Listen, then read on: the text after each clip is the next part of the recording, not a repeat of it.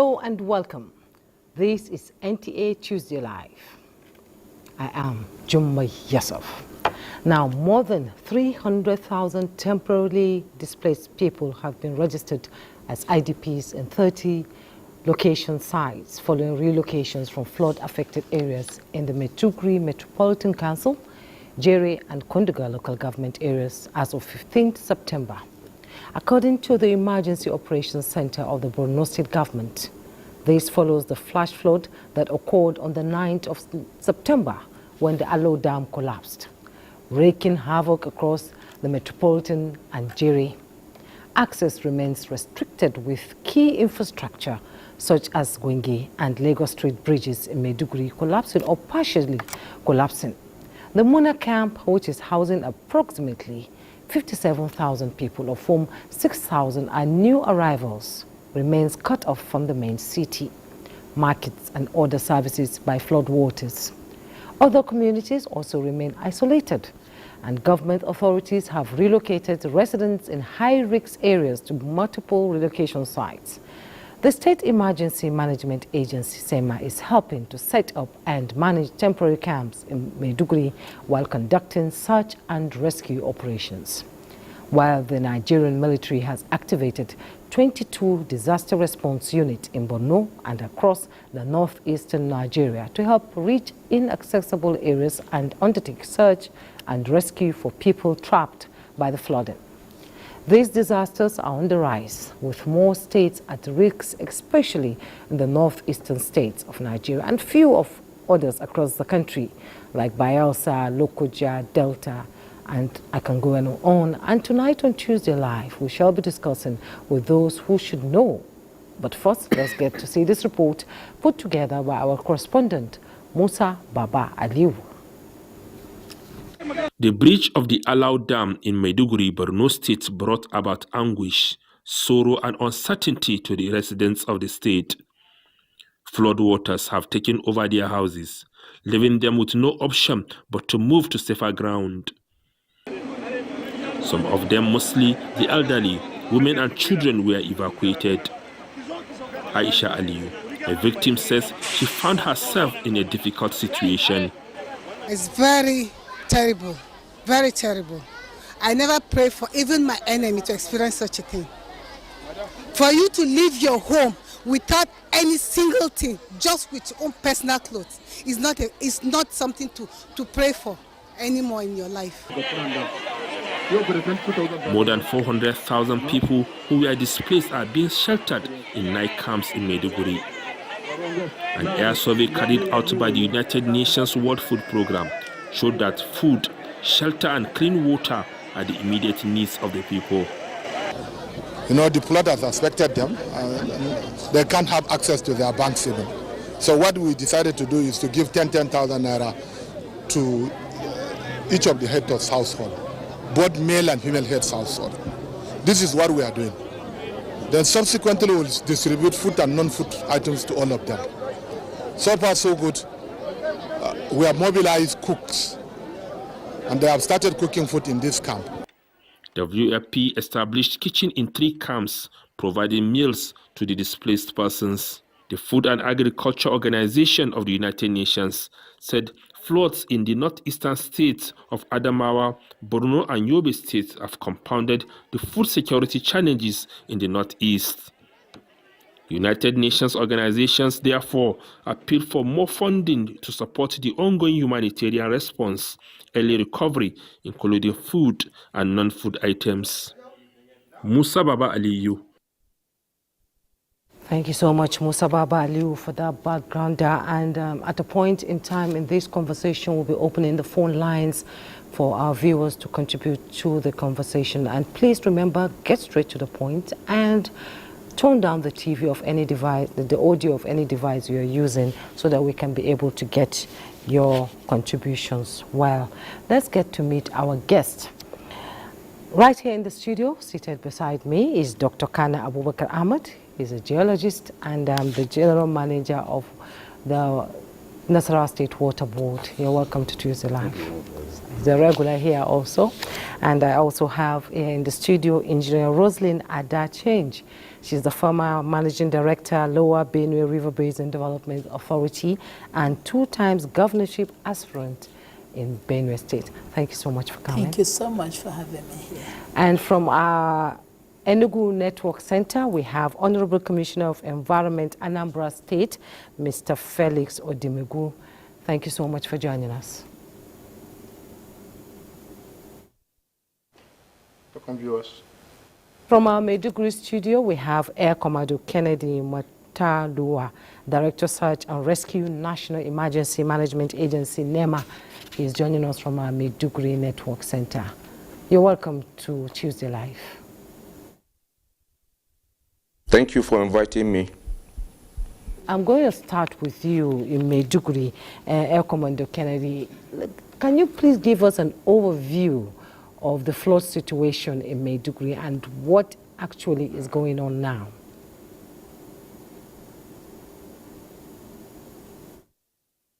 I will say that the flood has actually devastated the communities here.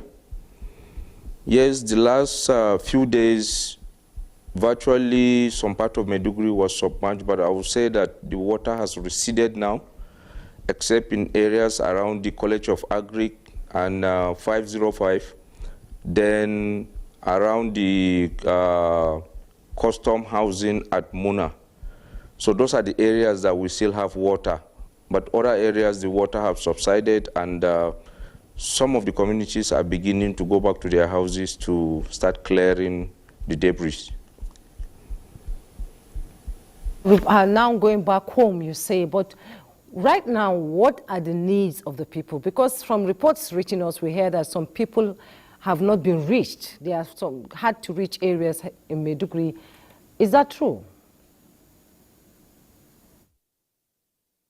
Well, as of today, virtually the areas that we couldn't really enter, the water has receded to the level that the communities are even moving around. And there are also some people that refuse to leave their houses because they felt that if they leave the houses, they are going to, miscreants will exploit their absence and probably steal their property. So we have those challenges, but on a whole, I would say that the water level has receded so much that most people have started going back, probably outside Maiduguri, because I didn't really go there. So, but within Maiduguri town, I think the water has receded so well. You there, but I will return to you so that you can answer some questions. Let me quickly go to our Enugu Network Center where Mr. Felix Odimegu is seated. You've seen the devastation of the flood in Borno State, and since NIMET, gave the prediction for 2024 flood season to flood-prone areas, and I'm sure your area in Anambra is one area that usually has flood coming, but not as bad as in places like Lokoja, Delta and Bayelsa. So what kind of preparation are you putting in place now to ensure that what happened in Maiduguri does not happen in Anambra State? Because the water trickles from the north down to the south, and the volume of water we saw in Maiduguri, it's not going to dissipate. It's going to go down all the way to Anambra, to Makadi, to Niger State, all the way to Lokoja, and then to Anambra, Delta, and Bayelsa State. So what preparation are you putting on ground now to ensure that people are safe and you are shifting people from flood-prone areas to more safer grounds? Thank you so much. First and foremost, the government of Anambra State expresses their concern and empathy towards the people of Borno State, especially those that are affected by the flood in Maiduguri. We really sympathize with them, and we offer our prayers on their behalf. Now for Anambra State, right from the first prediction by NIMET in March that there will be increased amount of rainfall, the state government of Anambra State activated proactive measures in order to prepare the state in view of flooding if it eventually occurs. Now, we fully understand that there are man-made flooding, man-caused flooding, especially from human activities. And there are also flooding that could come as a result of low water level of the cities along the river areas. So what we did was to activate the silting of drainages, across the entire areas of Anambra State. This is to ensure that whatever water, stormwater, rainwater that gets down, does not have encumbrance. It will just have a direct flow towards the stream. Almost every household began to desilt their drainages and to keep the drainages free of encumbrance so as to reduce and mitigate the inland man-made flooding that could be as a result of blocked drainages and all that. In 2022, about 9 local governments were devastated by the flooding.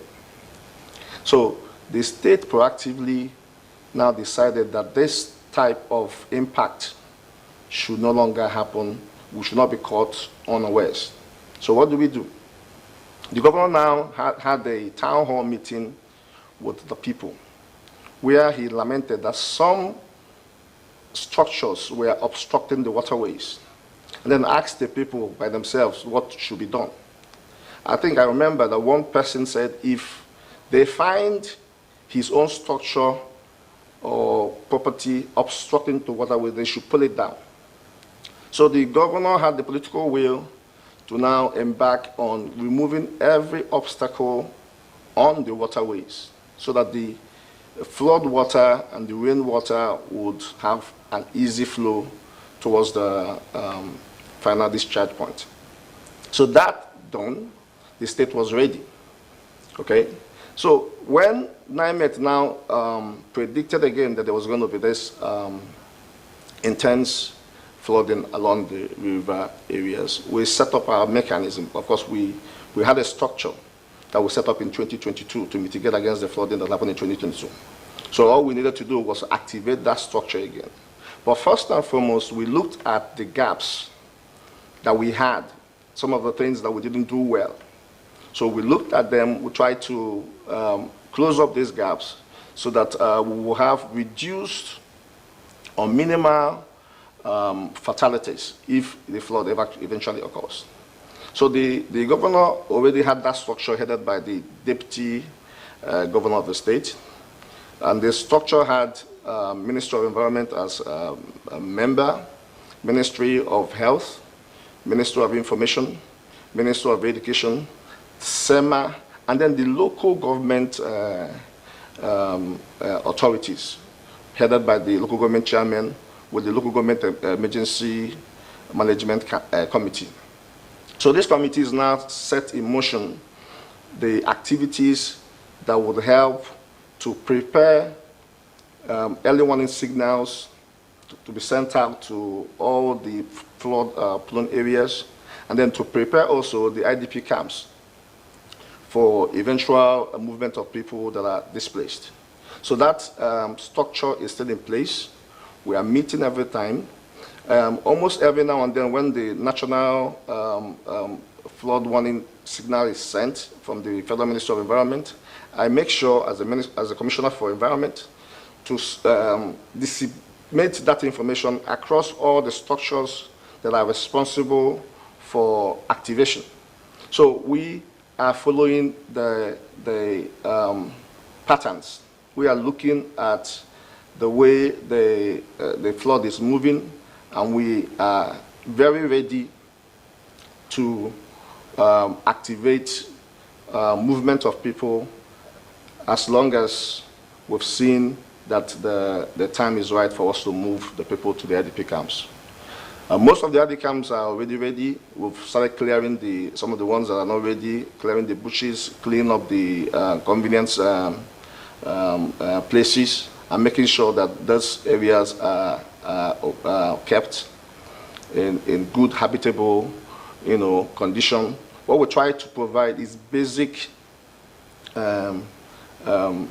standards of living conditions for any displaced person to come there and feel comfortable. Yes, in preparation for the... So Anambra State is ready to deal with the flooding if it eventually occurs. Yes, from your response, it's like you're ready, and the warning signal has sort of gotten to your government, and government putting everything in place to ensure that the impact is not as devastating as it should be. Thank you so much. I will come back to you with other questions. Let me return here to the studio where Engineer Roslyn Adashenge, I get it right, is seated here. You, former Managing Director, Lower Benue River Basin Development Authority, you're aware of dams, the age of the dams here in Nigeria, how long and when it was built, and usually we have dams, collapsing. Does it give warning signals before it collapses? A dam like Ado Dam, does it give warning signals before it collapses? Do the authorities know that something is going to happen? Okay, thank you very much. Nigeria as a whole have almost about 300 dams, a little bit above 300 dams, with about 131 medium-scale dams. Like this type of allowed dams in Nigeria is almost about 131. Most of these dams were built in the 70s and in the 80s, so a lot of them have been so silted, and definitely with the silt, the pressure on the concrete, that's a civil structure, over the years have been a little bit overwhelming. Like in 2012, when this flood occurred, then I was MD of the River Basin. Ambassador Gali was a permanent secretary of the Water Resources, and we put together a lot of the measures that should be taken, because in every 5 years, you're supposed to check the integrity of your dams. And so, but most of the problem that occurred then was the level of budget that is available. I'm not there again, but then people are there. When you were there? Yes, well, the level of budget, the quantity of budget that is made available for the maintenance of the dams are quite far below what should be. I remember when we went to London, a certain workshop, and we were meeting with some of the people over there, the councillors. They said, Nigerians stop spending money on infrastructure too early, and we entered privatization a little bit too early, because a lot of these dams, some of them, they have not been maintained, some they have not been desilted, and so this type of situation definitely will occur. And in order to prevent that, a lot of the write-ups were taken up, and most of this budget, because most of the equipment are mostly things that are imported, you discover that the quantity of money allocated per annual budget section for this is definitely grossly insufficient. So this dam definitely would have given signals that it's definitely going to fail. It depends on how soon it was going to fail. I'm not there, but I know that there's no way, as an engineer, that dam, the integrity of the dam must have had some signal to show that it's definitely going to fail. Well, because if at all a dam is not maintained accurately, or it's not like in Benue now we have the River Benue, the basin, that is the quantity of the space that is going to collect the water, has been filled up with the sand. So a little water and it's out already. A little water is out to the street. And so most of this flooding that have occurred, it's because of long time low budgeting for the water structures in Nigeria. When you talk about long-time, low budgeting, you know, for infrastructure in Nigeria, people will ask, what happens to the ecological fund? Is that not what it's meant for? Yet, you know, do you get the budget of the council ward, you know, the budget of a council ward in England, according to the statistics, far outall a budget of a ministry in Nigeria. Meanwhile, Nigeria have been growing over 200 million people. Now, the time we had independence, we were 45 million people, and the United Kingdom was 50 million people. But now, United Kingdom is about 75 million people, and we have become 200 million people. So the human activities for these 200 million people, if you check Abuja here, every time you have a small opening, a lot of buildings go there. A little opening, a lot of building, because of the quantity of the human beings. So the ecological fund is there, but I can say categorically under the Ministry of Water Resources, where I worked, because I would not want to delve into ecological fund. Most of the, sometimes you submit a budget, like Doma Dam in Nasarawa State. It's a dam that was built some years back. One, the downstream was not developed enough as of the time, and then it has not been desilted. And if you submit a budget for like 200 million, it's needed, because any component that you're about to do, if you take the dollar-naira ratio of what is needed, it gets so high. But then, by the time you submit the budget, and then after appropriation, you see something like 20 million is appropriated for Doma Dam maintenance, or 30 million, or even 50 million. Which is not enough. It's not enough. You definitely cannot do much. You just keep servicing and keep managing. So over the years, the budget for the infrastructural development, just like I said, that we had not reached the stage of full privatization when we went into a lot of privatization. A lot of money is needed for most of the infrastructure in terms of, if you want to talk of pound-naira ratio of most of this structure. So I think the budget, it's something that has to be looked upon by the grace of God as we move forward to prevent such. Because in 2012, a lot of dams were suggested. Like now, we'll talk about the Lado Dam from over there, the Cameroon, and there were some dams that are supposed to have been built in Nigeria to be ready to receive whatever is the excess that comes, and we have not put it in place.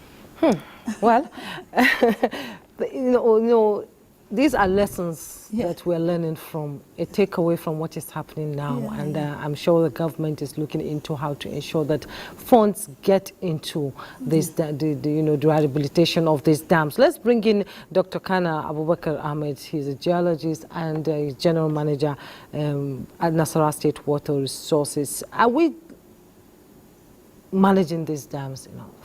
Are we managing the flood situation enough in this country? And funding, like we said, the ecological fund there, is it being channeled towards where it should be? First of all, thank you for this question. The first one is whether the funding is enough or not. I think the MD has said it. It's grossly not comparable. That's number one. Number two, have we learned lessons from what has happened 2012? 2022? True. No. Has there been any proactive measure? Yes. What has happened in terms of implementation? A, B, C, D? Nil. Has there been any political will on paper and generally rhetorics? Do we have the necessary knowledge to actually do the prevention? Yes, no. Simple reason is, she has said it, the issue of maintenance. Today, maintenance of a dam does not require you to go and start climbing the crest of a dam. We have equipment we call GPR. It's a technology of geophysics.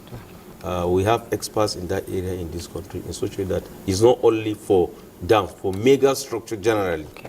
Like the Lagos Bridge you're talking about in Maiduguri. Yeah, and the Gwangi Bridge, yes. You can go with your GPR and look at the integrity. It can show you whether there are internal cracks.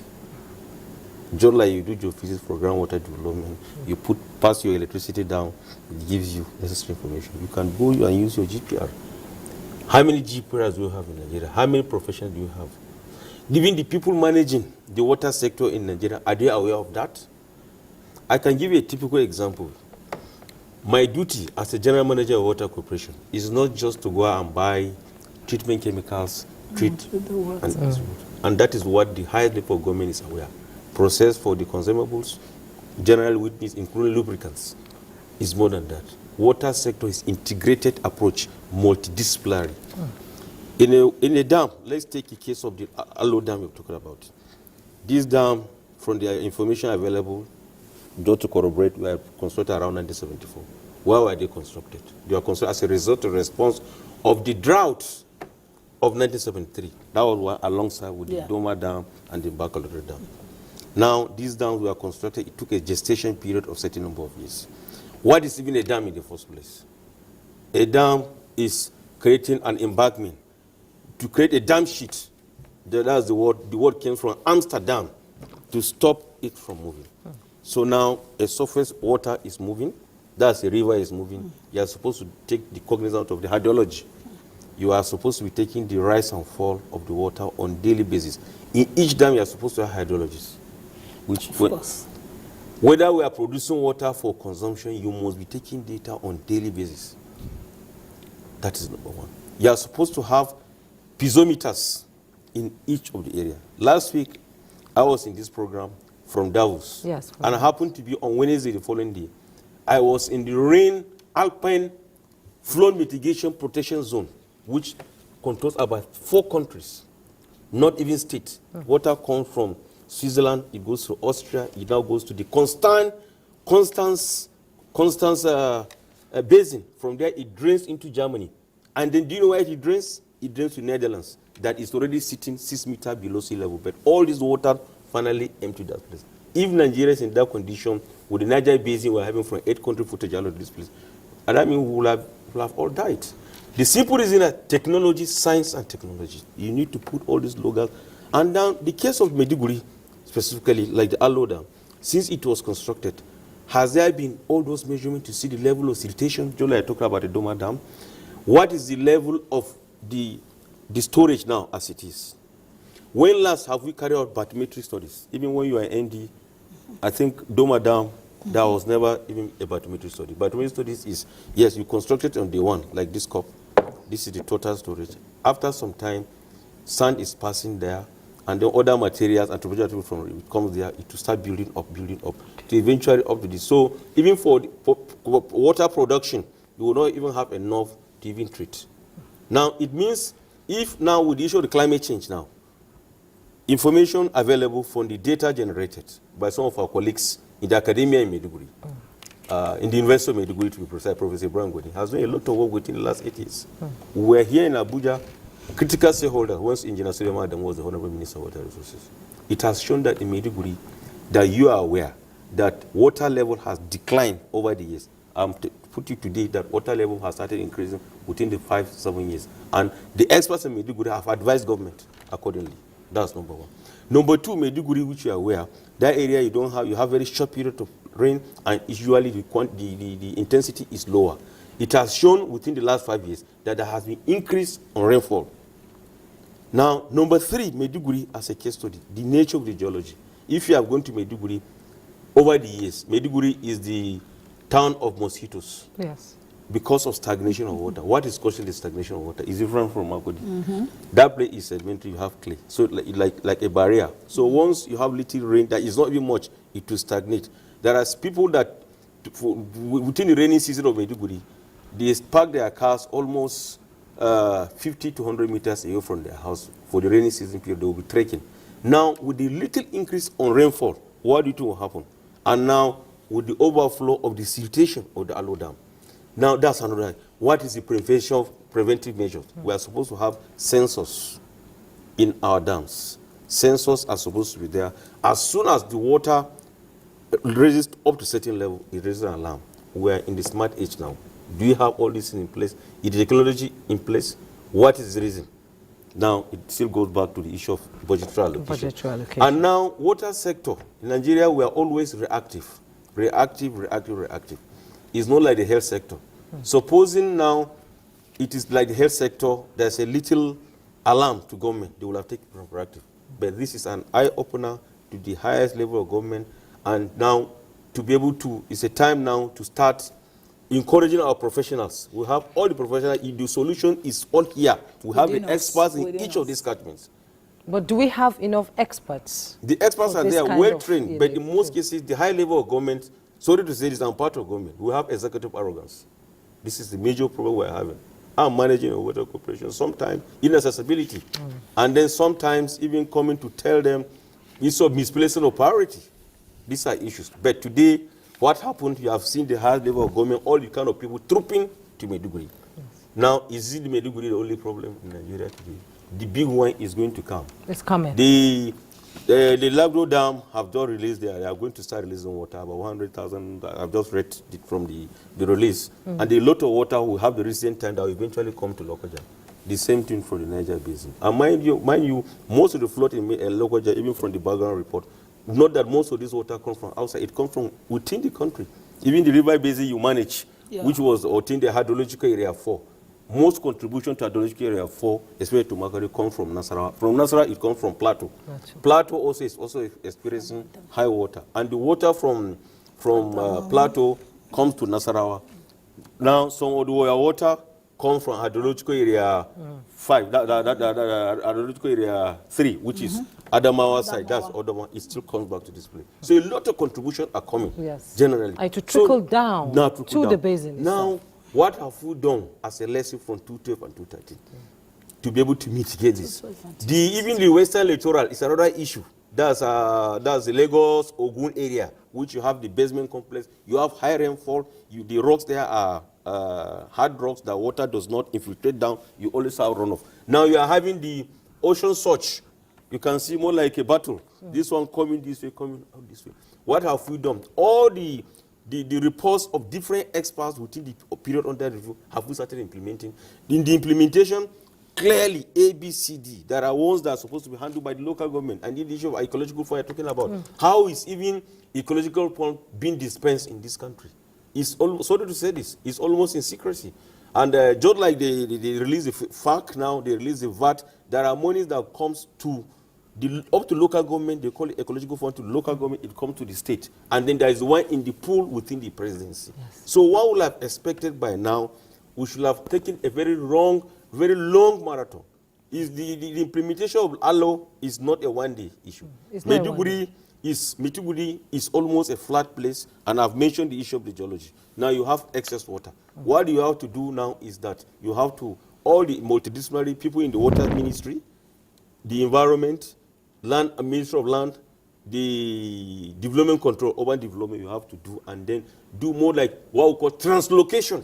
These are some of the things you need more. You have to force people away so that you create the waterway. You do some kind of modeling, more sort of simulation in such a way. Now, let me put it, you have asked me the question, whether you have even the experts in Maiduguri.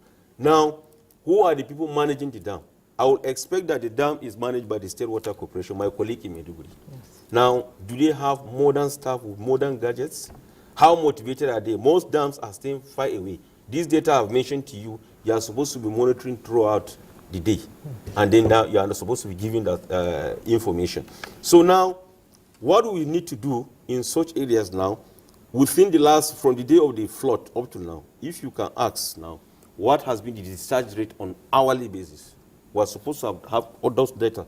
On hourly basis, what was discharge of water that flow Alo Dam? You can do a calculation. Even somebody from humanities, if you say, okay, 1 million has passed per second, you can multiply per minute, per hour, per this. For total number of days that the thing was at its peak, you can calculate and now assume that, okay, if you are going to have double or triple of that, it happens in the next 10 years.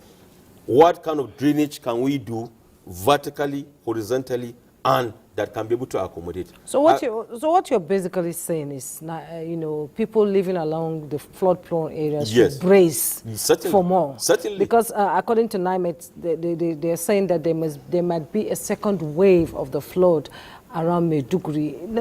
Certainly. Yes. Now, what they are trying to say is that we have what we call the white flood and black flood. Okay. Because the reason So is which that one happened now? that's the white one.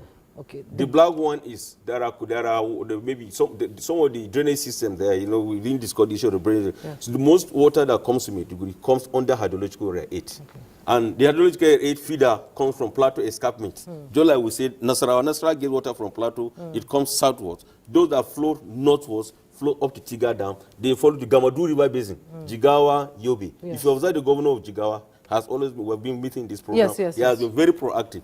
Was Yobe proactive? It's a complete, you can't be discussing flood as a state. It's a complete hydrological area. So now, if the feeders from this corridor eventually comes to Maiduguri, and there are other feeders from southern part of Niger Republic, and now their rain does not start early. That's that they're talking about. Yes. So now, if their rain will now begin maybe in September, so that means you could still have a recycle of such kind of situation. Okay. And now, even the solution we want to do now is not a 1 day, a 100-meter dash. Yes. Even the engineering solution you have to start doing to kind of remodeling of the town, right. and then even the construction. I've told you last week I was in the Rain Massif. What they are doing now is they did a flood protection plan for the next 100 years.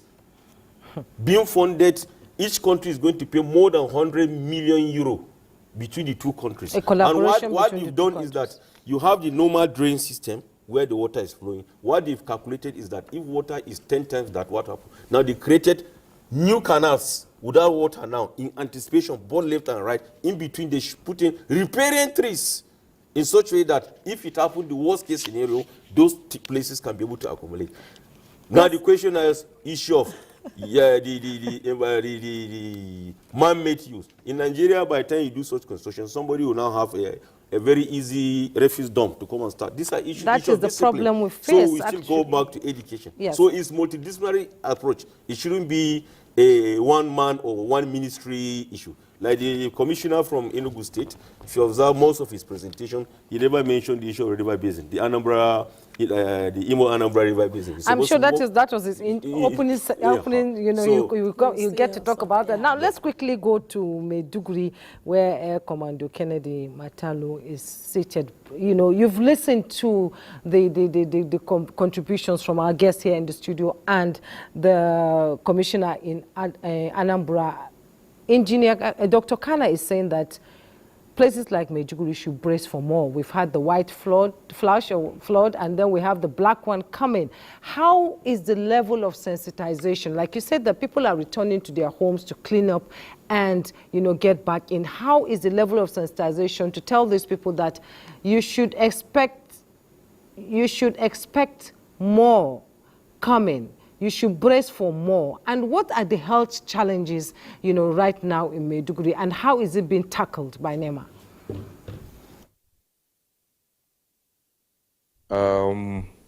Okay, let me start by the issue of sensitization. I think most of the camps, those in camps, they have been advised to really look out for changes if they are going to go back to their homes.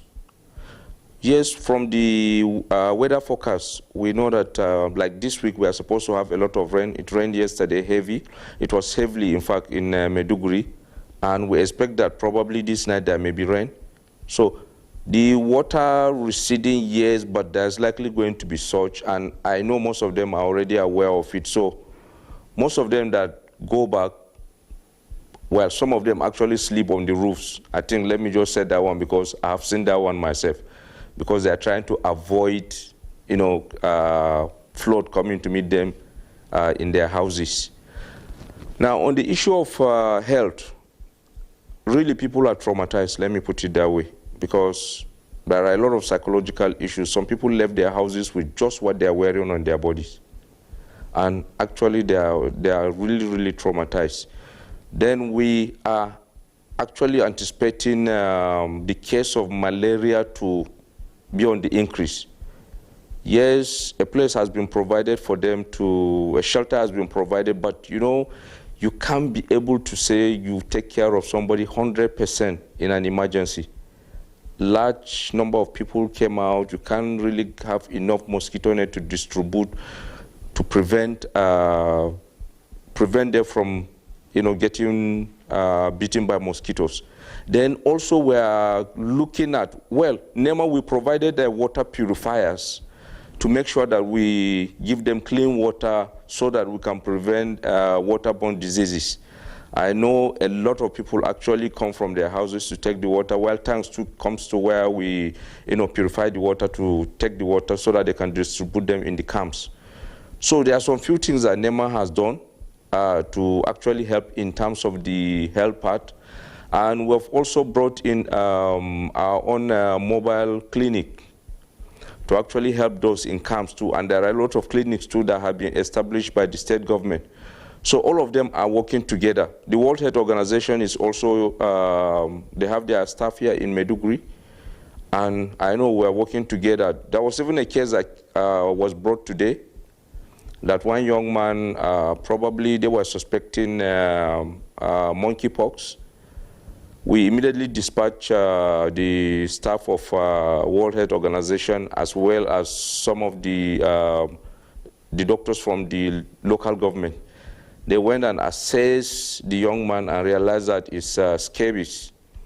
It's not the mpox as such, but they took sample to do further analysis so that they will really know what the problem is.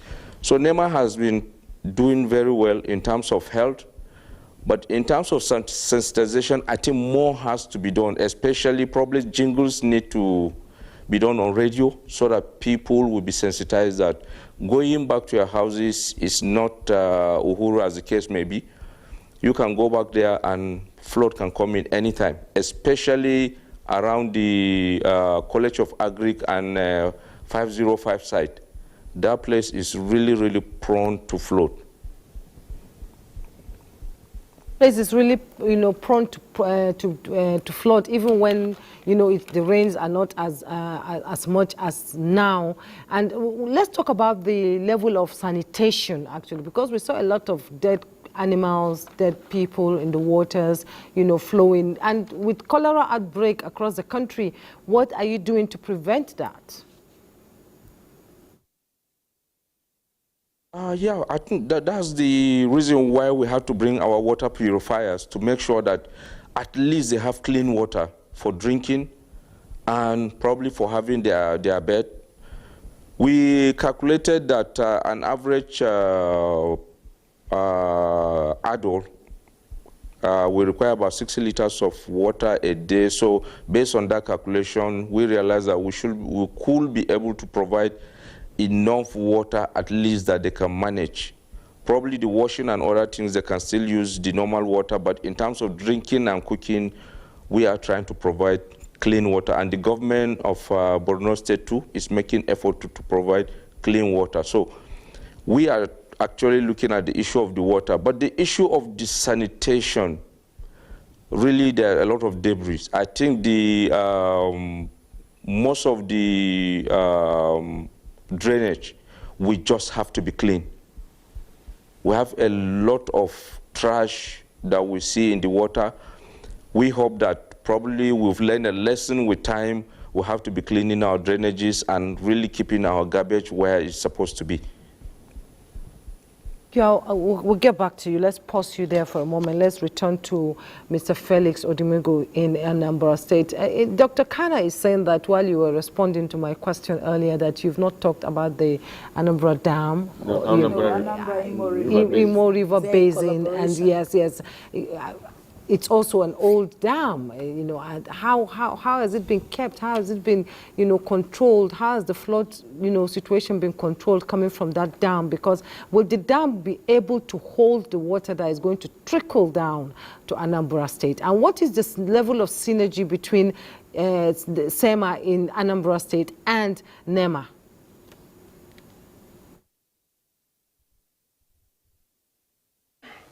Well, significantly, we've never really had any serious impact as a result of the Imo River basin. Most of the flooding that we've experienced so far in Anambra State, like the 2022 flooding, was as a result of course, the release of water from the Lagdo Dam that devastated almost all the states or the federation. But significantly, because definitely that the Anambra is at a low sea level. Once the water rises, it flows inwards, probably affecting some of the local governments that are within, some of the communities that are within the area of impact. What I stated initially before was the mitigation measures, proactively, that we are doing to try to curtail any man-made activities that could lead to flooding inland. That is the one that is within our control. Of course, the state does not have a dam. We don't really necessarily have the resources to build such huge embankments. But what the state did with the help of UNDP was to develop a flood resilience plan, 2022 to 2027. A very comprehensive plan that has about 5 outputs. Even though the plan has a lot of financial implications to them, but the fact that a comprehensive study, you understand, has been done, looking at the Anambra scenario stemming from the 2022 flooding, and then looking at how we can be able to sufficiently, mitigate and create a resilience for flooding henceforth. That was a comprehensive study that the UNDP has helped us to do, and we have that document right now. And once we are funded to start implementing the outputs one after the other, I believe sincerely that the state mitigation measures would really effectively help curtail the impacts of flooding going forward. The state, like I stated before, has activated about 27 holding centers. Okay, and these centers are ready, with the local emergency management committee spearheading the affairs within the local authorities. In the local management emergency management committee, we'll have even the traditional rulers, the president generals of communities, the church leaders, all participating to, one, create the awareness, and also help to do every other sustainable measure so as to reduce the impact of flooding once it occurs. Like the person on the studio stated,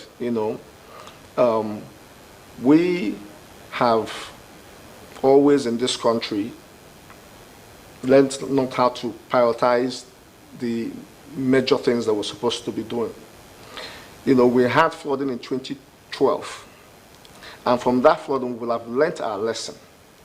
And then we had another flooding subsequently in some other years, and then with a major one in 2022, which was massive. One massive flooding that's occurred over 60 years ago. With what that has happened, I believe a country that is proactive should, look at short-term measures, medium-term measures, and long-term measures, and set them in place so as not to allow some of these things that are happening now to continue to happen. Okay, look at the lack of maintenance that has happened in Alua Dam that has led to its breach and has affected the entire area of Maiduguri. If this country prioritizes the environment the way it should be, I believe that subsequently, embankments and dams along these river areas should be built to help contain enough water and prevent some of these breaches and overflowing of banks from happening. But in Anambra State, we fully understand that, yes, about 23% of the impact in 2022 flooding affected the state. I knew definitely well that Bayelsa was the worst hit with 99%, followed by Jigawa and the rest of them, But the thing there is, if we don't really look at the medium-term measures and the long-term measures and set motions in place to be able to contain this, just like they have stated, we will still be beating about the bush and expecting these things to be perennial and happening all over and over again.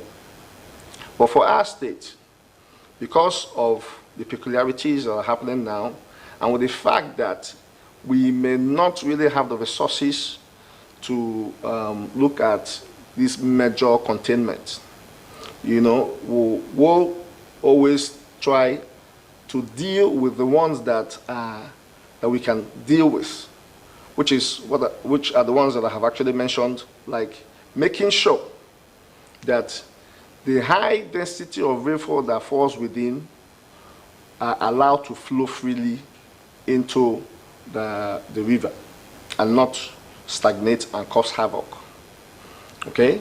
Now, today, we've just learned that Lagdo Dam, the authorities from Cameroon have said that they've started releasing water, even though in measures from Lagdo Dam.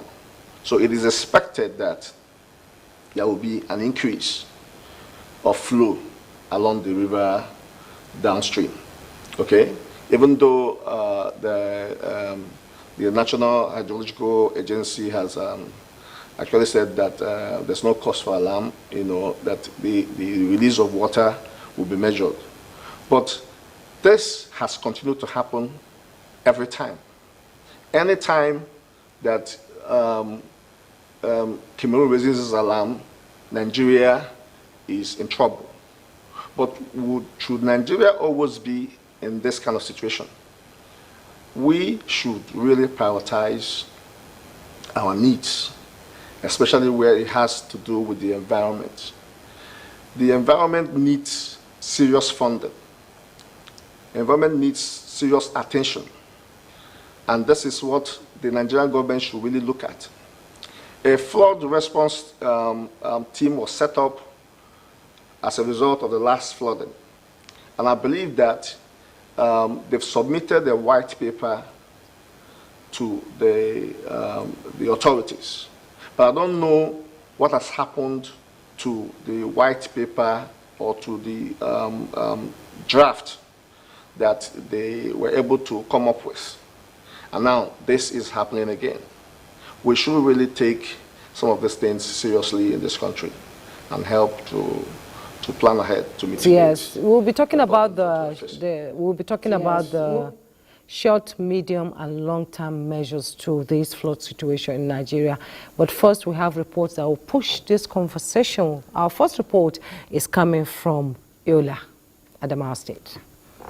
Adamawa State, occasioned by the overflow of the river Benue, has led to the loss of lives, with property worth millions of naira destroyed. The flood has affected above 26,000 people in Adamawa State. It has affected about 4,356 households, and not considering so many hectares of farmland that it has swept away. That's in summary for now. Up to today, we have about 13 lives that have been lost so far. So you discovered that the same level that you have ever recorded maybe about 30 years ago, the same level you record now, it becomes flood because the river channel is already seated up. So instead of the same water passing through safely in the channel, it now spread because the river is not seated up. The channels cannot contain that water. So mainly that is the result of the flooding we have been receiving. Aside the loss of lives coupled with the destruction of farmlands, among other property, the people are also displaced, with the bridges linking Minchika to Madagali and Madagali to Maiduguri have been destroyed by the flood, thereby affecting the socio-economic development of the areas. I lost many valuables and I need support from government and people. The latest rainfall prediction by NIMET that Madagali, Numan, Demsa, Minchika, Shelen, and Yolonet local government area of Adamawa State may possibly experience flood has resulted into prompt action by the state to mitigate the effect of the devastating consequences of the anticipated flood in the state. The people of Adamawa State and the affected local government should get prepared and go to the safer land whereby their lives and their properties will be saved. The council has approved all the commissioners of that area should relocate back to the various local government and sensitize with the people of that area. Asking people not to defecate anyhow, because feces can also bring about infection. So that we are aware, education has been going on for people to boil water and ensure that they drink boiled water when they are not having access to tap water. It is the hope and expectation of government that those people living in riverine communities will live to safer grounds identified by the government, so as to safeguard their lives and property in order to mitigate the effect of the devastating effect of flood. The next report is from Oka.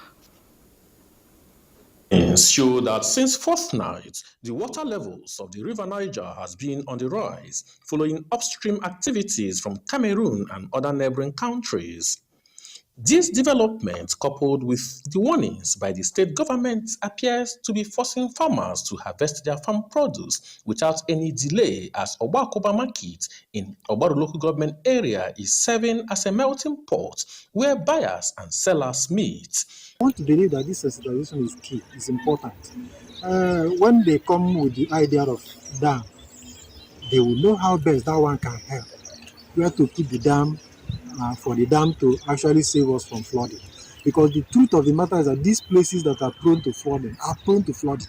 It is the role of government to provide solutions to some of the critical problems they are facing currently in Nigeria. The Executive Secretary, State Emergency Management Agency, Paul Odenibu, said that the state has designated holding centers in the 10 local government areas sitting on the floodplains in Anambra State, noting that the state's proactive approach includes early warning systems, emergency preparedness, collaboration and community engagement geared towards mitigating flooding. The flood we're talking about is anticipated to be coming from Mali and the Nigerian Republic. So it's not the normal rainfall that will cause this flooding. And from reports we had, the water is actually rising. That shows that very soon the flooding will be with us. They will be in another state. We have a comprehensive plan, the first development plan, on how to handle some of the flooding issues, especially those in Anambra area, Benue area. We know the reason. It's because of the dam that is always opened in the Cameroon area. And there was an agreement before the Cameroonian government built that dam, that Nigeria is going to build another dam between Adamawa and Taraba State. Why is it that after 50 to 60 years we have not done that? And every year we keep talking about flood, keep complaining, and so many states are suffering from it. Although not yet at alarming rates in Anambra State, efforts are in top gear not just to mitigate its impact on the economy and well-being of the riverine communities, but to avoid disaster. From Oka in Anambra State, Benson Osadebe. We'll take a break now, but remember, when we return, the phone lines will be open for your contributions. Do stay. You're watching NTA Tuesday Live. We have another report from Port Harcourt. Water is very dirty, and so you don't even know what is inside the water.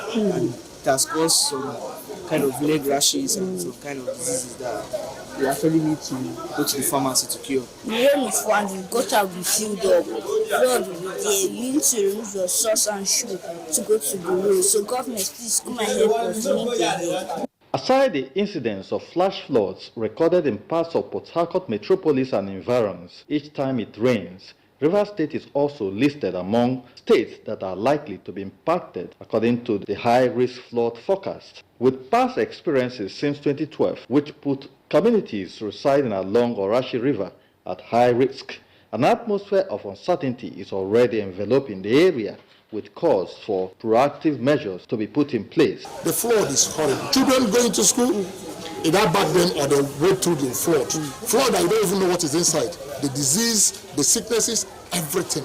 Please come to our aid. If you must evacuate them, there must be a provisions for them to be evacuated. Make provision, not until we wait for the flood to come. Concerned residents are equally advocating for attitudinal change and environmental reorientation among the populace. Government needs to help and provide those drainage and those reservoirs for water to flow to. But personally, I will not be throwing dirt on the floor so it's not blocked.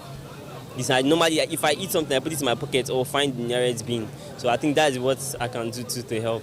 Rivers State government notes that it is working to desilt major canals and develop permanent resettlement centers across high-risk zones. We are already looking at mapping out areas within such zones, just in case, as a temporal place for the people before we know what next to do.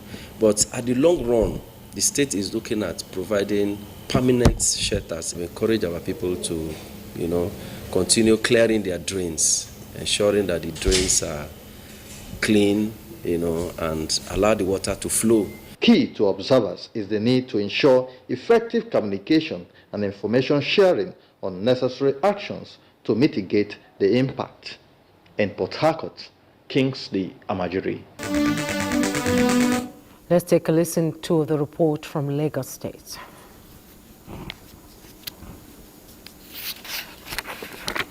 Okay, it seems the report from Lagos is not ready. We're back here in the studios. Remember, the phone lines are open and you can you can call in for your own contribution to the conversation. Let's continue with my guest here in the studio, Engineer Shenge. Mr. Odimigo said Labdo Dam has said they're going to release the waters in phases, and most of the time when the authorities from Cameroon say that, Nigerians begin to shiver. So what are we talking about here now? Oh, it's good to hear from him, but also I'm happy to inform the general public that when it happened in 2012, the Federal Ministry of Water Resources actually have detailed some engineers to work with the management of the Lagdo Dam.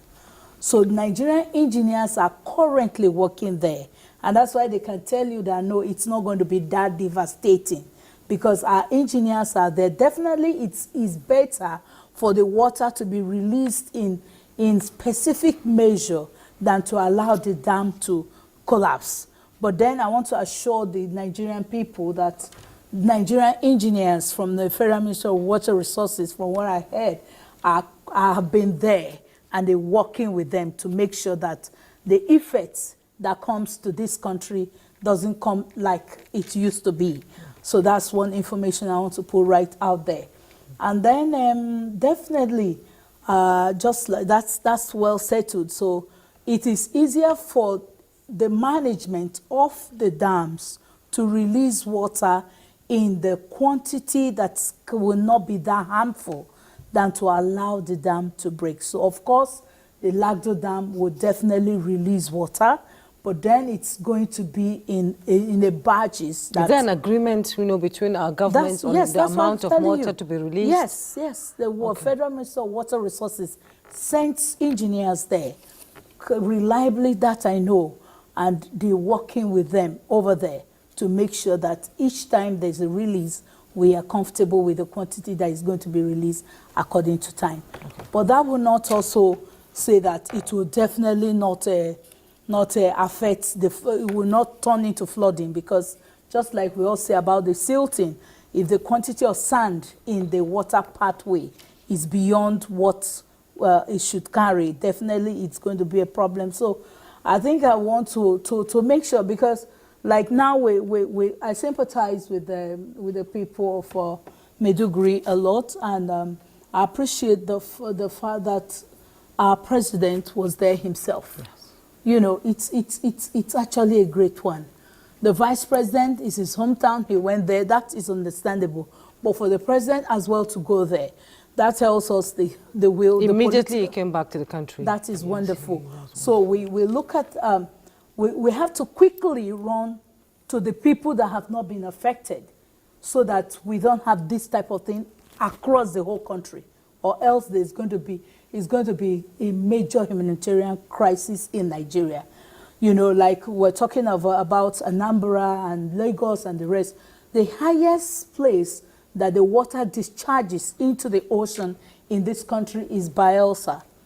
Yes. 29 exit channels of the water from Nigeria, 21 is in Bayelsa State, out of 29 exits. So 21 is in Bayelsa. So all this water you're coming from Adamawa, coming from Maiduguri, coming from, everything is going to eventually drop there. And it's going to be there for a while before it goes into the ocean.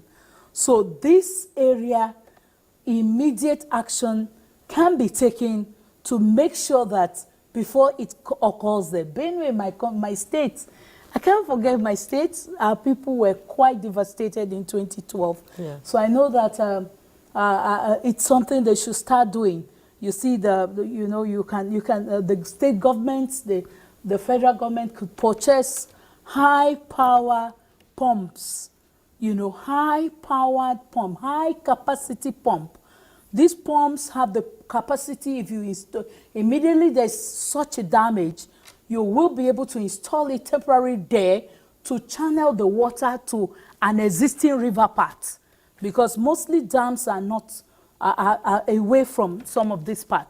So if these pumps are acquired right now, and state government or agencies that are supposed to do that have it in place, as soon as there's any kind of such flooding, these pumps are put into this water, and the waters are channeled to either the nearest lake, the nearest river, or the nearest dam that its integrity have been tested.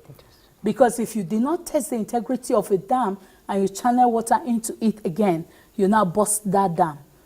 And then definitely, just like the person from Anambra said, more dams must be constructed in Nigeria. It's the climate change, there is no running away from it. It's here to stay. It's here to stay. You can see more, even in Abuja here, you see more rain pouring. This is September. This is middle of September, rain is pouring. So more dams must be built. In US, I don't know of the statistics now, but the last I checked, they have well over 3,000 dams. Dams are actually to collect the water quickly from the surface and dispense it, and then keep it aside. Okay. They keep it aside. The dam keep the water aside, so that you can use it for your irrigation, you can use it for your animal husbandry, you can use it for your treatment plant. And another thing we advise state government is collaborate, like the man from Anambra spoke there. It definitely clearly shows that there's no collaboration between them and the river basin in their place. There must be collaboration between the water entities and then the environment people. So because by the time there's this collaboration, they will be able to forestall what is going to happen. And most of these dams will be treated and managed properly. So I think a collaboration between the state government agencies and the federal government agencies on it's the very, ground. very important. It's very important. Okay, let's more yes. dams must be built. In Nigeria. If dams were built in the 70s and the 80s and we had peace, it then shows that we have to build more as the human beings have increased. Okay, thank you so much. Let's bring in Dr. Kana into the conversation. Flooding is not just about, destruction of houses, habitats and so on. It also destroys farmlands. Yeah. The soil is degraded. Yes, and how do you think with this flood that we're expecting across the country, coming in from Maiduguri all the way down to Bayelsa, how do you think it will impact food security? The president has been talking about food security in Nigeria, but this flood that is coming now, how do you think it will impact food security and the economy? Okay, thank you very much. If you could recall in my earlier presentation, I mentioned the issue of riparian trees. Yes. The issue of flood could be positive to some farmers in the sense that as we're having flood, some nutrients that are downstream in the benthic zone of the river are now being overflooded to the farmlands. Onto the farmland. So, which means we have to go into irrigation farming. We have to imbibe genetic engineering. Recently, a workshop was organized in the Federal University of Latvia by African Rice in collaboration with the university. And it was discovered that the amount of rice that you plant around the north-central part of the country, under even the Sasakawa JICA project in the state, in 1 hectare, using rain-fed, you are getting about 4 tons per hectare. While people where you are talking about ravaged by flood in north, especially KB area, they don't do much farming. They get more farming during the irrigation farming. They are getting 8 tons. Let me pause you a bit here. You continue. We have a call. Aliu is calling from Maiduguri. We don't want to hold you on the line. Aliu from Maiduguri, you can go ahead. Remember to tone down the audio of your TV, please. Tone down the audio of your TV, please. Aliu.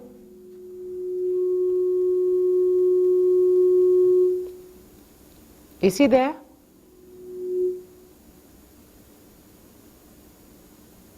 Okay, he has dropped. So what Continue. we need to do is we have to imbibe issue of irrigation.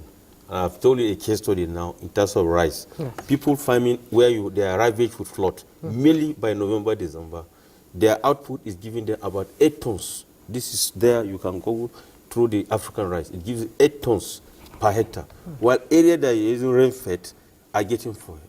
So it means hope is not lost. What we have to start, we have to now collaborate the ADPs, academia, and then the government, so that we will now start farming, and then the academia will be able to give us good seedlings, so that within November to April, more so that with the Nigerian Hydrological Services Agency, I installed different loggers.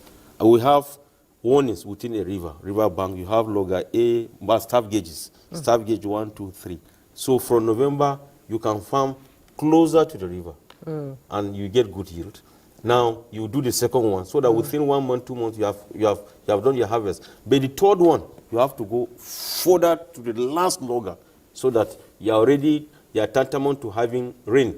Because flood might not be necessary because it's raining in your town. Transboundary waters can come from other part of the country, or it can come from other part of the state. So these are some of the things that it has to be done, so that we are not going to lose. We will not say, okay, because we have lost your farm this year, and then it's bye-bye. No, you can still have hope if we are able to key into technology. Yes. Now, I have to pause you again. Okay. We have our regular on Tuesday Live, Umar from Benin Kebbi. Umar, you can go ahead. Thank you. My name is Umar, and I'm calling from Benin Kebbi. And I would like to use this opportunity to condole the government and the people of Borno State for those who lost their life, and pray for their soul to rest in perfect peace. And for those who injured, to pray for their quick recovery. You see, this kind of flood is man-made. it is virtually not natural. Actually, it's something that can be avoided. It happens 30 years back or so. So it's something that can be avoided. If at all the government and the people are ready to do the needful, it can be avoided. So it serves us as warning, or it serves us as a wake-up call to the Ministry of Water Resources to virtually visit every dam in Nigeria and assess it, and assess the level of damage, assess its quality, assess where it needs repairs to prevent further occurrence of this calamity. May God continue to bless our country with leaders that are ready to dance to the tune of masses. Thank you very much. So much, Umar Anache, for your contribution. Dr. Khan, you're saying something. You learned before I go to Maiduguri. Okay, thank you very much. So as I was saying, the issue of the collaboration, yes, and then to be able to imbibe that genetic engineering aspect so that the people in the ADP should be able to give the appropriate signaling so that this particular loss is not going to be there. Now, to go back to the earlier presentation of the Anambra aspect, the Anambra happens to be hydrological area 5. So that is, say, the water from Lokoja, that's River Benue, Niger, the first point of call is Anambra State. And that was why she said he need to collaborate with the Anambra Imo River Basin, which manages the entire water in that particular area. And apart from that, Anambra River Basin also gets water from hydrological area 7, that's some part of Enugu State, that are also flanked of Akwa Ibom, so there are interconnectivity. So their work with them is very apt. They have to do it. Then apart from that, there is Professor Ebuka, maybe the Honorable Commissioner. Ebuka is there. He's one of the greatest hydrogeologists in this country. He was the former VC of their university. There are a lot of work he has done in that place. Even for, interestingly, the first conference on hazard in Africa in 1992 was hosted in Oka. And the first 11 in that conference are all from Anambra State. So I want him to collaborate with the Water Corporation, because the missing link in all our discussion we're having today here, we are talking about dams. Who are the dam managers? Managers are within the State Water Corporation. She was a former general manager. Do you talk about Water Corporation? Water boards. Water boards, even federal government construct that, she hands over to the water board. In water board, all the loggers are there, the dam managers are there, in all the conglomeration dams in the country. But in their discussion of flood in Nigeria, nobody talks about water board. If you go to the Netherlands, we've been talking about case study. Function of a water board in Netherlands is, apart from water supply, is the flood mitigation. The pump you mentioned in Netherlands, in all water dams, you have permanent pumps that are there for the watering. As soon as water reaches up to a certain level, they start the watering. It's automatic. If you go to Hoover, Holland, you talk about the U.S. Even the U.S. in terms of flood mitigation, they come to Netherlands. If you go to Hoover, Holland, you have the River Rhine coming here, you have the North Sea. In that point, you have big, that's one of the greatest wonder of the world. You go to Netherlands, it's there, the pumps are there, they start the watering. So these are not, you don't wait until it happens. Even whether the water is there or not, do your study, create all those channels, leave the pumps there, immediately it happens, then automatically wait. You don't need to go and start making phone calls. No time for that. And it should be a very, very long marathon. These countries have done a marathon of 60, 70 years. These countries put in about 1 billion euro for maintenance of structures, not construction. So you can now see that we have not started. Most of our budget allocations, just like she complained from 2012 to now, what is the budget allocation to NISA, Nigerian Hydrological Service, which is even the feeder of what is the budget to integrated water resources management? What is the budget of the River Basin Development Authority? What is the budget going to NEMA, that is reactive, which is, we are supposed to be doing preventive flooding, not reactive. So there is the misplacements of priority. So we hold on to, we have another caller, Timothy from Makurdi. Timothy, you can go ahead.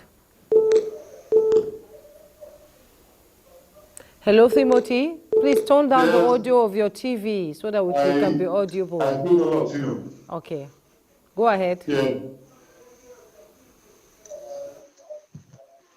Yes, it is very low now. I've turned it low now. Yes, go ahead. Yes, what I want to, my contribution is this way. You know, for more than 20 years, before the 2012 flood, what we used to notice is that there never has been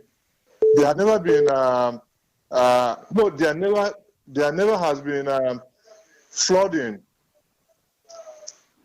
in Makudi, Opada is in Adamawa, and even this in the Niger Delta area there where houses would be submerged. The problem is that we don't have, in Nigeria, we don't have a good maintenance culture. Even the authorities that are in charge, that have been placed in charge of maintaining these things, do not do it. What they're interested in is to make budgets which they would harvest money yearly. You see, the river Benue and the river Niger, even down to Lokoja and down to River State, they have been filled with sand. Like myself, I live near River Benue here. It has been filled with sand. So when water comes, when this is like in 2012 when the Lagdo Dam was opened, the water came and there was no the river valley is very shallow now. If you stand, even if you are going to Boko, if you stand by the road, you will see sand. Yeah. So until the river Niger and Benue are desilted, we shall continue to have this problem of flooding. Whenever the Lagdo Dam is released, and then sometimes when there is heavy rainfall. So it is the desilting of the river Niger and river Benue that will solve these problems permanently. Hey, Mr. Timothy, thank you. Even just about 10 years,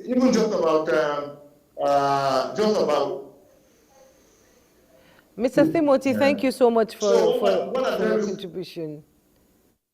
For your contribution, I believe you've made your point in your submission here, and I'm sure our guest in the studio will be able to respond to it. But I need to go back to Maiduguri now, where Air Commando Kennedy Matalu is seated. You've been listening to the conversation here, and one thing I want to ask you is we've had a lot of respondents. The Vice President was there, the President was there, Dangote was there, and we've had of so much contributions to the flood victims. But is it enough? Is that enough?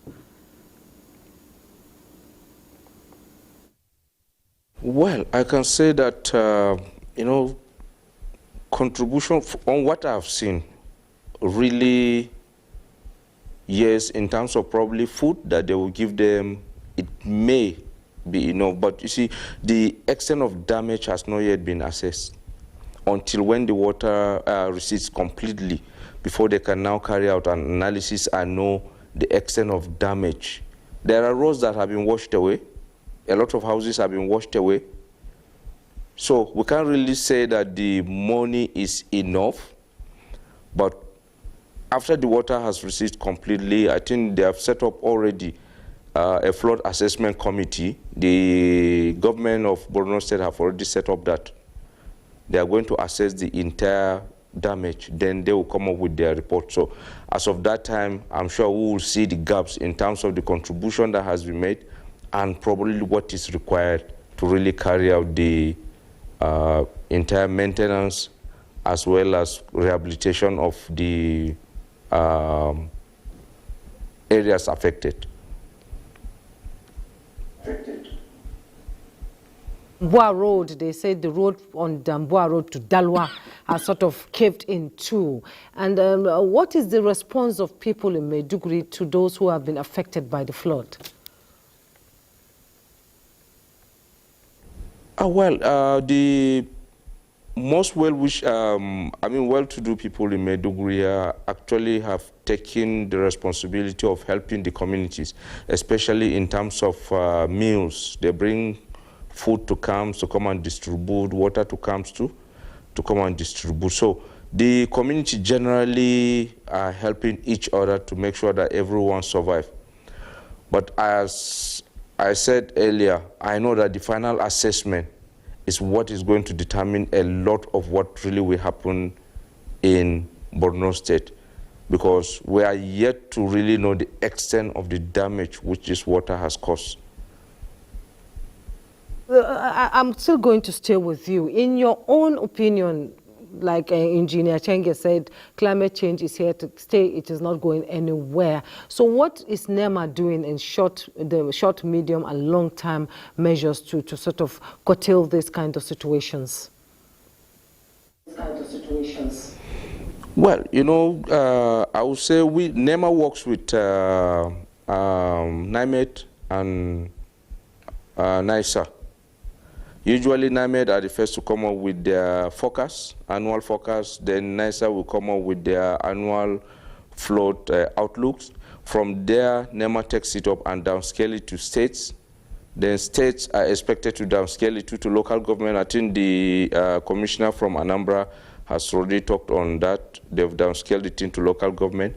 Then the local government are also supposed to downscale it to the communities, because virtually all disasters are local.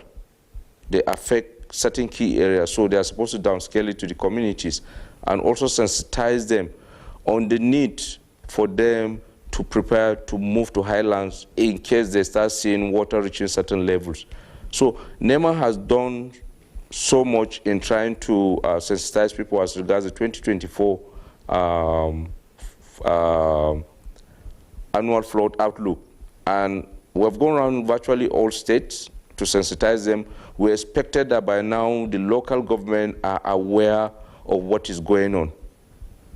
When we were talking earlier, I said we're expecting rain probably this evening. It has already started raining here, but we don't expect that the rain may kind of add so much water to already what is on ground. We expect that the water will recede, and whatever we need to do, we'll do it. The state is trying. I know the state is trying, but the issue of downscaling some of this information to the local community is always a problem. I think some areas have advised us that we should probably our downscaling outlooks, we should convert it to the languages that people are familiar with. Probably if you go to a state, you concentrate on the language that is spoken there and print out the document based on the language and give it to them. That is easier for them to understand. And we've already taken that. Then in terms of saying the medium and long term, I know a committee was set up sometimes last year to really look at what can be done to guide against future flood. And what they look at is the silting. I know the silting, they've talked so much about the silting. But the dams, the rivers, we don't know what it will really take to really do the desilting. I know it's going to be much. It's not something that you say you will do in a day. We have to start from somewhere. If we don't really do it, then we'll continue to be with the flood. In safety, we always said one thing, that accident is a chain of events. So we're already seeing the chain of events, and if we don't really cut it at a particular place, we'll continue to have the same outcome. Commando Mataloa, thank you so much. I'll return to you as the program begins to wind down. We have Chibuzo. He's calling from Lagos. Chibuzo, go ahead.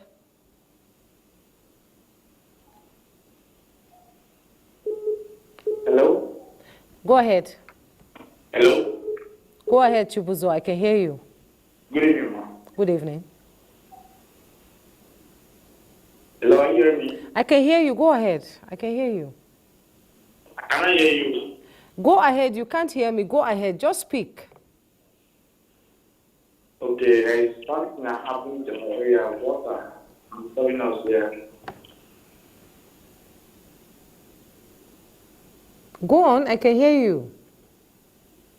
When there is no flood. Hello? I hear you. Go ahead, Chibuzo.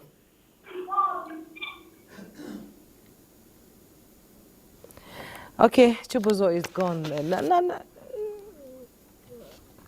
Okay, I hear that the report from Lagos is ready now, so let's take a listen. Lagos, a coastal state, is one of the epic centers of flooding in the country and has had its own fair share of this year's rain. The sad narrative of flooding has continued to rear its ugly head. The devastation caused by flooding that accompanied the 10 hours downpour 2 months ago is an experience that cannot be forgotten in a jiffy, with those living in flood-prone areas having to vacate their houses for the unwanted visitor. While this has become a recurring decimal every year, stakeholders believe there is a need for concerted efforts to nip it in the bud to end the harrowing experiences of Lagosians. Nature gives you back what you give her, and unfortunately, we as a human race, and to an extent, we Nigerians, we've impacted upon nature very negatively, and she's obliged to return what we're doing. She gives us what we sow. There's some encouraging signs coming from the Lagos Ministry of Waterfront. There seems to have been a lot of surveys, but we need to put those surveys into practical action very soon. Now for government, I want government to enforce the rule of staying away from floodplains for its citizens. So that is a proactive measure. But because we have not done what we ought to do, now we find people being caught on the floodplains. I want to encourage the government to ensure that people are evacuated so that there won't be loss of lives. There will be loss of properties, no doubt, because the waters will come back to its floodplain, but at least lives will be saved. Since the major flooding 2 months ago, the Lagos State government has redoubled efforts to deseal the drainage channels in most flood-prone areas. This, the Secretary of Etiosa local government says, is a major priority in its local government. Make sure that all our drainages are being cleared, both from primary, secondary, and the tertiary drains. They are being cleared almost all the time. What leads to blockage of the canals is people who train their debts into those canals. He has also put up waste bin measures that people, you just need to, those buses will go from time to communities, different communities, and just go there and put whatever bins you have gathered into those trucks. They'll pack it free of charge. Waste management is also a major issue that adds to the menace of flooding, which experts say should be looked into. In Lagos, Joel Bukbola. Thank you, Joel Popola, for that report. Let's now return to Mr. Felix Odimegu in our Enugu Network Center. As the conversation begins to wind down, you know, in most flood-prone areas, people are advised to move, relocate to safer grounds. Most times they tell you, this is our ancestral home, we're not going anywhere. You can't tell us to leave our ancestral home. How is it in your area? Are people complying with directives from the authorities? Well, in that regard, there's this hold by people, local people, onto their ancestral lineage. They'll be like, this is our ancestral home, we're not going to move. But we'll keep sensitizing and creating awareness, trying to, show them the picture that they need to see. Because one thing about disseminating information is making them to understand the need that is inherent in what you're trying to pass across to them. We've encountered this problem in many places in the past, and from what has happened, like this year, when we initiated the early warning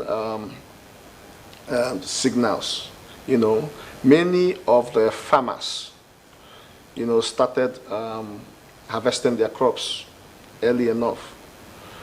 Some may have taken their crops even when it's not fully done. But it is better to save them than to lose the entire crop that they planted. So we encounter this scenario of people trying to say we're not going to move. Like in 2022, we saw that happen a number of times in many places in Obaru, when we went to warn them, and we tried to ask them to move. Even we provided canoes for people to move. Some were still adamant, resistant to moving because of this holding on to the fact that this is our place. This is where our fathers were buried, and this is where we should be, But the state emergency management agency has been sensitizing the people, and advising on the need to move to higher grounds, and the designs, the governor of Anambra State, Professor Charles Chukwuma Soludo, CFR, has been very intentional and deliberate in making sure that there are sustainable town planning designs now, and sustainable land use, trying to make the people become aware that if you are to stay in this particular area, then there are chances that you could have these problems, piled up for you, And then in the new law that was just passed by the House of Assembly, the Environmental Management Protection Administration Law, we actually identified some areas that we have tagged the ecologically endangered zones, and then we have actually itemized things that could happen in those areas and things that should not happen in those areas, because we've identified those areas as ecologically endangered zones. But the problem that we face in this regard is that when the floodings come, the major areas where the impact of the flooding affected are the arable areas of the state, where crops, food is grown.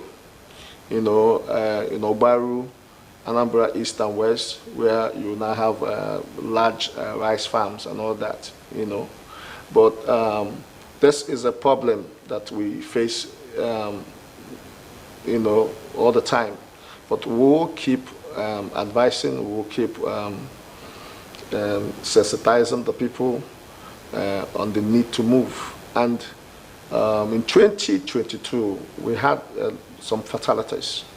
But the governor of Anambra State is hell-bent in making sure that at no time again should we, within our scope, what we can be able to do as human beings, allow such fatalities to happen again. And that is why we start early.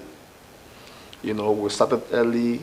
We're having constant meetings. The deputy governor, who is the head of the structure that is involved in managing the flood situation in Anambra State, has always been on his toes, making sure that every one of us, the commissioners that are in the team, the local government chairmen that are in the team, even the community-based emergency committee are activated and are up and doing. And then there are reports that come up on our platform, from each of these communities, giving reports of their meetings and their sensitization arrangements. And from time to time, we now come together also to have a physical meeting among ourselves. We will continue to talk to the people. We know the difficulty in getting some of these people who hold on to their beliefs, their traditional beliefs, that this is their homeland. You know, we know that, but we'll keep telling them, and prevent sure that this extension will work, and many of them will start. Okay, Mr. Felix Odimogu, yes, indeed, they have to move and move to higher grounds to be safe.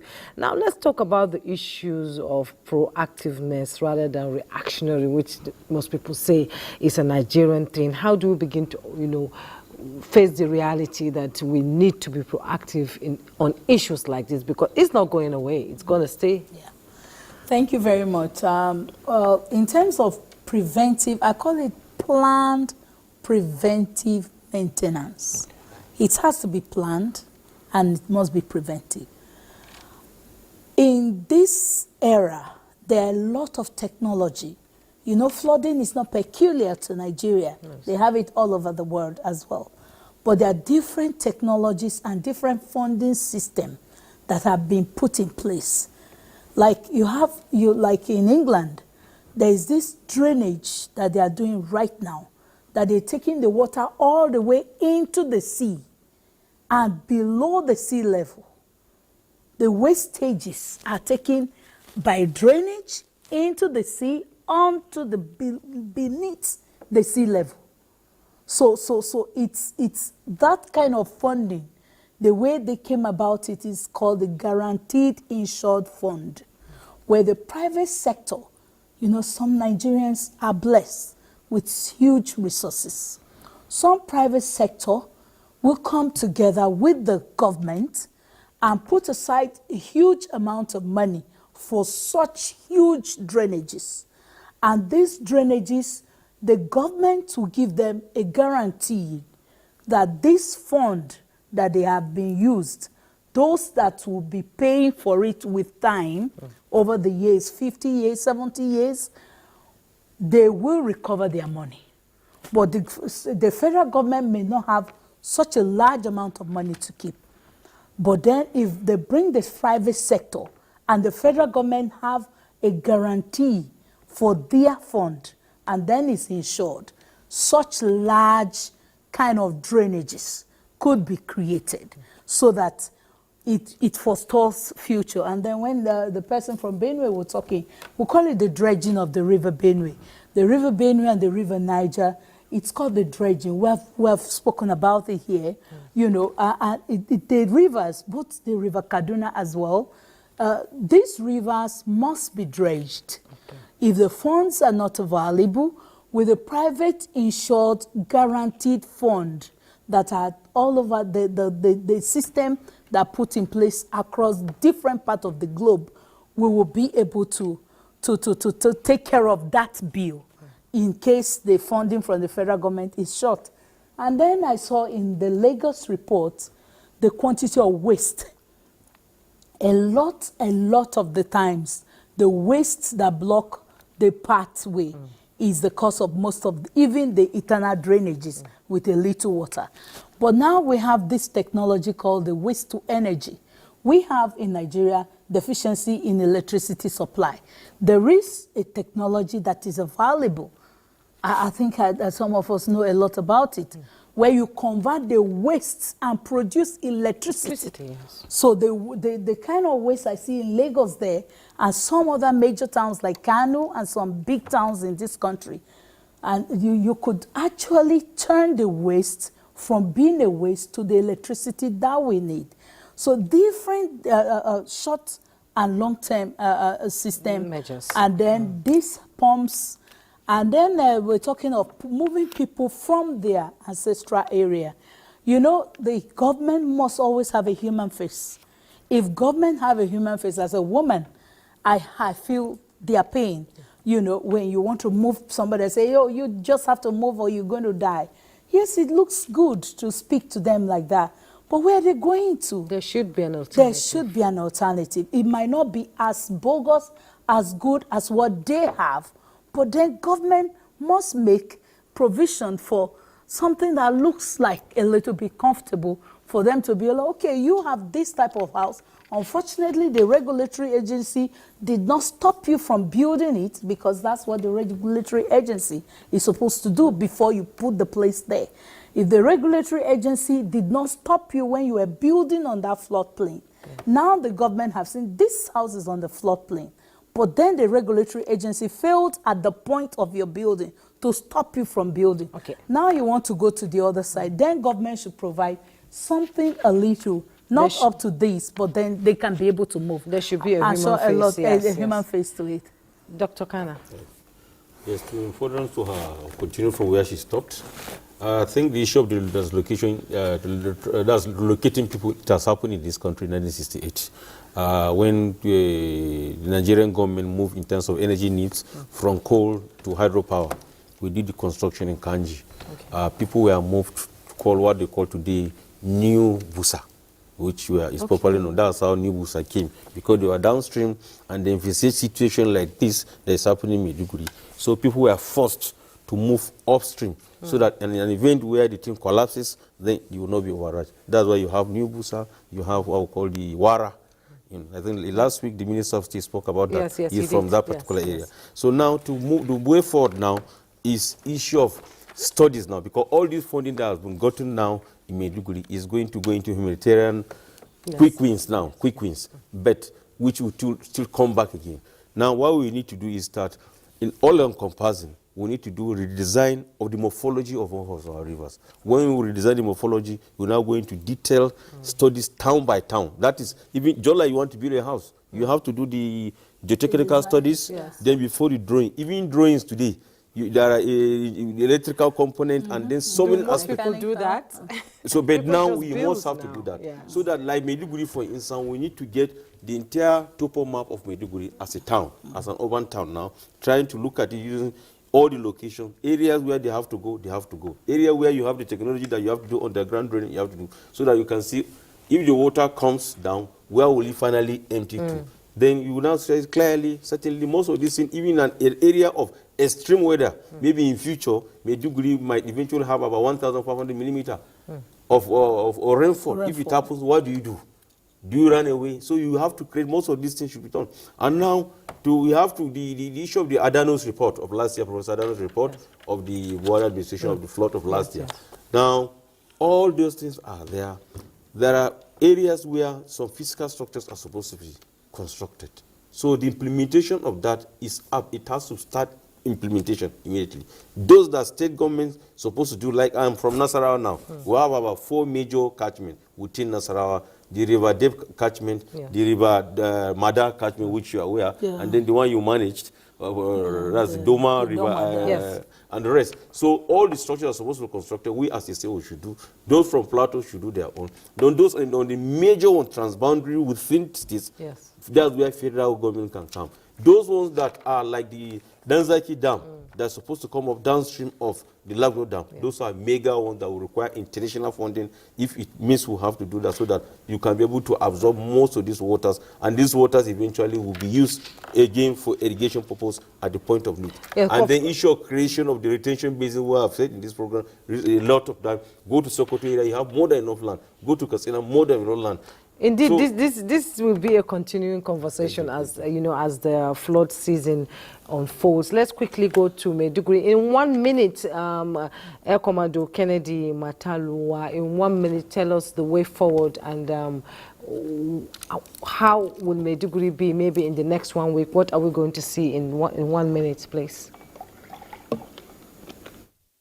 Okay, probably one of the key things that I look at is that the natural waterways just have to be vacated. And I think maybe when the flood assessment committee look at it, they may come up with areas that people will just have to vacate, so that even if there's flood, it will not really affect them. Then the town planners themselves really need to sit down and, I think somebody has said it, really look at the towns and look at areas that just have to be turned to green areas. It's not every area that human beings must live in the town, but they should create green areas so that even if the flood comes, it will just cover those areas and human beings will really not be affected. Let me just leave it there. Di Matalua is the Director Search and Rescue National Emergency Management Agency, NEMA. He joined us from our Maiduguri Network Center. Thank you so much for your contribution to this conversation. Thank you. And let's quickly go to Mr. Felix Odimugu in our Enugu Network Center. I'm sure you're prepared. I'm sure you're ready. But are you 100% ready? In 1 minute, let's hear. One cannot really be 100% ready, but we proactively activated based on the NIMET warnings. We've activated all the mechanisms that are needed to be put in place. Of course, we looked at what happened in 2022 and we tried to close up the gaps. Of course, as we move along, looking at the comprehensive flood resilient plan that UNDP has helped us to create, we believe that foregoing we would be mitigating and proactively adapting to the situation as we move along. The governor is intentional and deliberate because, of course, in Anambra State, environment is an existential threat. We have over 1,000 active erosion sites in Anambra State, affecting close to about 160 communities out of 179 communities. And then on the other part of the state, we now have flooding, submerging close to about 9 communities. 9 local governments, and that almost produce the food that the state consumes. So the state does not really joke with the environment, even though we don't really have the resources to deal with most of the problems. But we've resorted to looking at preventive measures, massive tree planting going around in the state, building of catchment pits in people's homes. Yes, Mr. Felix, we've run out of time actually, and Mr. Felix Odimugu is the Honorable Commissioner of Environment, Anambra State. He joined us from our Enugu Network Center. Thank you so much for your contribution to this conversation. Like I said earlier, it's a continuing conversation as the flood, unfolds. And here in the studio, we had Engineer Roslyn Adashenge. She is the former Managing Director, Lower Benue River Basin Development Authority, and 2-time governorship aspirant in Benue State. Thank you so much for coming. Very much. Thank you. And we have our regular here in the studio, Dr. Kana Abubakar Ahmed. He's a geologist and he's also a general manager of the Nasarawa State Water Corporation. It's always been a pleasure having you. And that's Tuesday Live for this week. Thanks so much for your time. I am Jumwa Yesov.